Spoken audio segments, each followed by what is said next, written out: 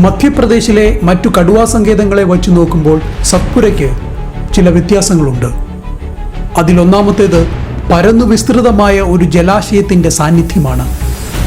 നാം മലയാളികൾ കേട്ടുമാത്രം പരിചയമുള്ള നർമ്മദയുടെ ചില പോഷക നദികളുടെ ഉദ്ഭവ കേന്ദ്രങ്ങളിലായാണ് ഈ ജലാശയം നിർമ്മിക്കപ്പെട്ടിരിക്കുന്നത്.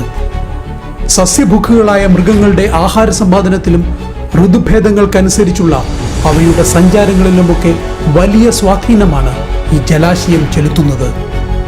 മഞ്ഞുകാല സഞ്ചാരികളായി എത്തുന്ന ദേശാടകരായ ചില പക്ഷികൾക്ക് ആതിഥ്യം നൽകുവാനും ഈ നദീതടത്തിന് സാധിക്കുന്നു.